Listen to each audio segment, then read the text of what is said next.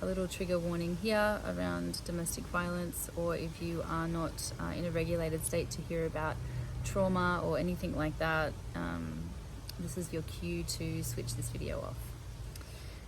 There is a saying that I always like to say is that all parts of you belong, all parts of us belong.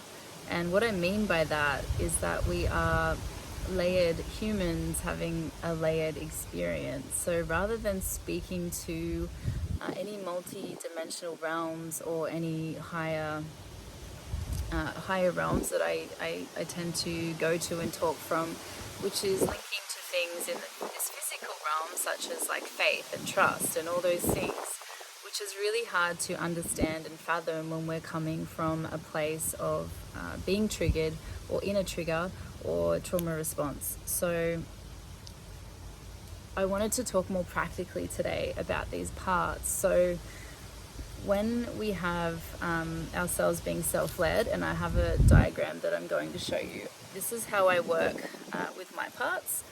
And I have learned to work with these parts of myself through EMDR therapy, and I've been doing that for just over 2 years now. So I am not a trauma-informed therapist, but I am trauma-informed through my own experiences and a whole lot of therapy. So I've been doing therapy since I was 23, and I've been doing it very consistently since I was 29. I'm now 36, so that's a lot of therapy. I've needed it. So here on this whiteboard, so it's probably going to come backwards, but I just want you to see that I usually put self here, because for me, truth is the leader and self represents that. So if self is here, I usually like to do a map of what's going on at a particular time in my life. So at the moment, I'm just going to speak to my own experience. Otherwise, it takes me way too long to make up a scenario and all that. So I have parts that are alive right now that they're activated, they're active. So it's a rejected part that feels unworthiness. It's a part that another part that feels responsible. So I have a map from self: rejected part, responsible part, an annoyed kind of fiery fighting part, and then another part that's tired. But then underneath the tired part stems off another part, which is a feeling of despair. And so if you see me and myself right now, I'm being self-led. I'm able to speak to these things. I'm able to see now that I've come out of any responses, that there's like this cascade of parts that come alive to protect me. And so the rejected part is a part where I've been able to acquire good things from, like to learn that I am worthy and that I can make choices in my worthiness. But it doesn't mean that that part sometimes is not activated, because there's something that is still stuck in childhood or past that is still being worked on. And self is able to give that part what it needs, so it can kind of come with me. So often we push these parts away when they feel uncomfortable. So when we act from a trigger response or a trauma response, we might push someone away, we might quit our job, we might act in a way it's not from being self-led, because we can't see. We're stuck in a point in time where the trauma happened and we believe that we're there. And so when I have those overwhelming feelings of not being chosen and being unworthy, self, eventually when I come back to self through my practices, that I can see, oh, that part of me is really alive. And then I can check in, hey, what do you need? What does that part of me need? So it can learn to trust me, and that I can make the right choices when the time really calls for it. The responsible part of me that gets activated is also a protector, because I grew up and I needed to protect myself. I was very different, and I was judged a lot, and I was in a domestic violent marriage for 9.5 years.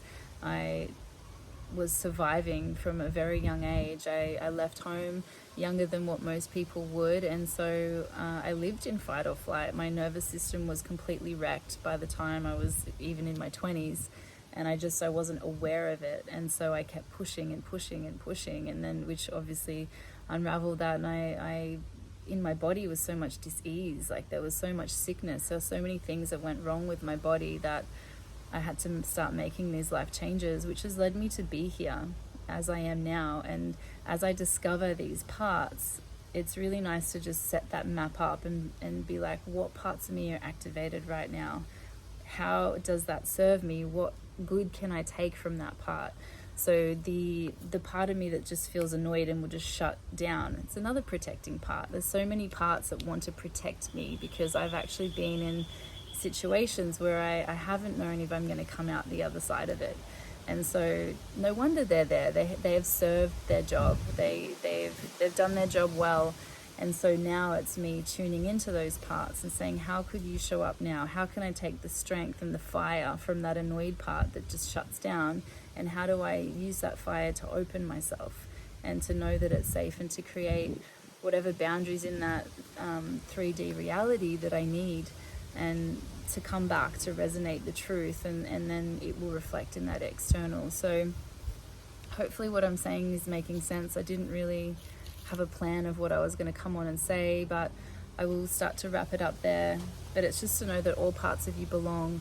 When we spend time pushing these parts away and not looking at the message from them, what we tend to do is create a life full of trauma responses and reactions, rather than stepping into these parts, giving ourselves what we need, and really understanding that if we take that time and space, then we can respond.